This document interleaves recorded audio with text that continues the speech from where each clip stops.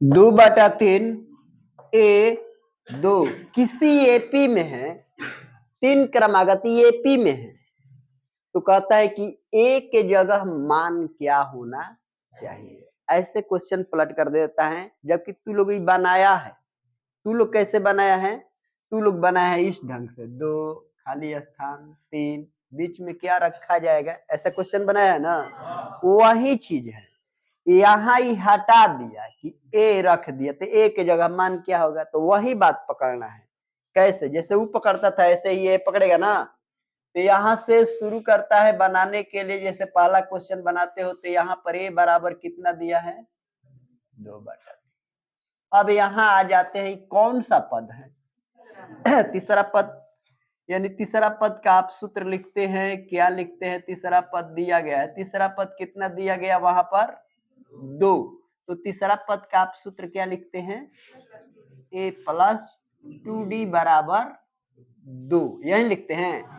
अच्छा, a का मान आपका कितना है, 2/3 यहाँ रख लेते हैं आप, 2d बराबर 2, फिर 2d = 2, प्लस है उधर जाके क्या होता है, फिर 2d = यहाँ बाटा पर के जोड़ बनाइएगा तो 2 1 यहाँ 1 रखते हैं तो 3 लघुत्तम होता है, 1 से 6 हो जाएगा, 3 से कटेगा 2 हो जाएगा। d = यहाँ घटेगा तो 4/3 हो जाता है ना।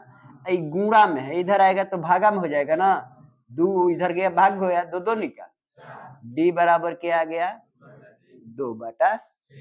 d का मान आया 2/3, a का मान यहाँ पर दिया गया है कितना, कौन निकालना है, a का मान ना।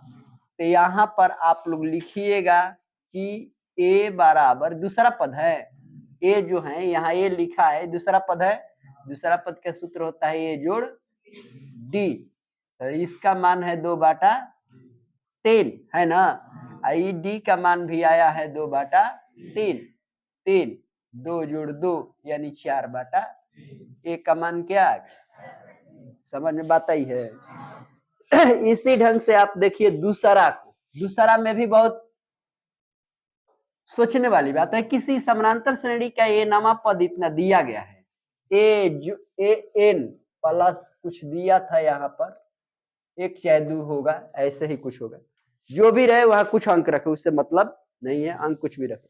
तो पदांतर क्या है, मैंने पद का अंतर क्या है, यही नहीं पूछ रहा है। अच्छा, आप लोग पदांतर निकालते हैं तो लिखते हैं an बराबर a + n - 1 × d। अब बतलाओ कि यहाँ n का मान देगा, जैसे कि n का भी मान दे दिया, यहाँ पर इसका भी मान दे दिया, और यहाँ पर मान लीजिए कि आप n का मान है तो घटेगा ना, कुछ भी आएगा घट के 5 आए चाहे कुछ है, d साथे लगता है, ऐसा ही लगता है ना।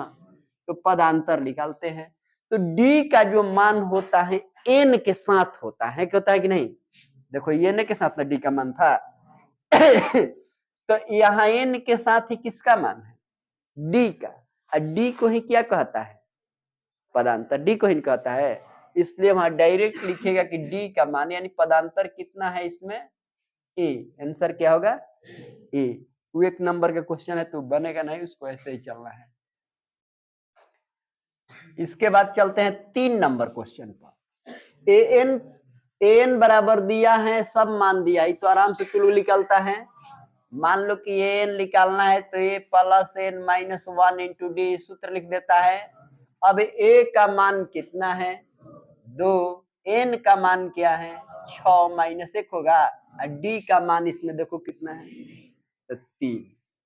अब हो गया 2 प्लस घट के 5 गुणे 15 2 बन गया। यहाँ पर 3 नंबर था ना, 4 नंबर देखिए, इसमें पूछता है 4 नंबर क्वेश्चन है। 4 नंबर में क्या पूछ रहा है, 10 7 4 एपी में है तो इसका तीसरा पद कितना होना चाहिए।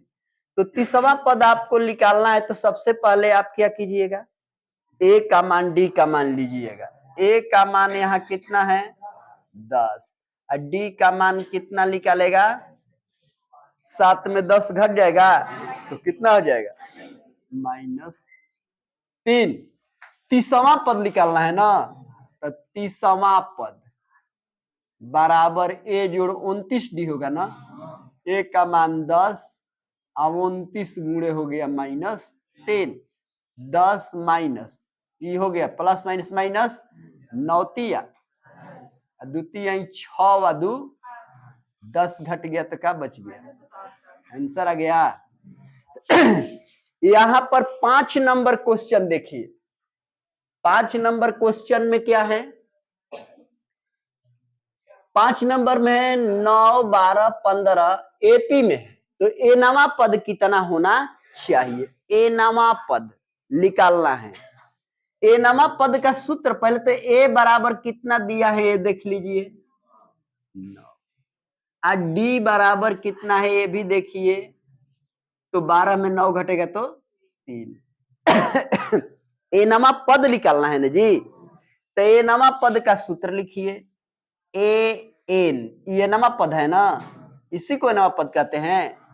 ए एन बराबर A plus N minus 1 into D. A का मान 9, ए का मान कितना है 9,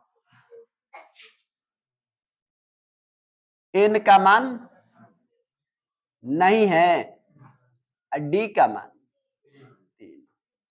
अब यहां 9 गुणा होगा 3 एन आई हो गया -3, अब 3 में 9 घटेगा तो 3 एन, यानी 3 एन प्लस 6 नवा पद का आया।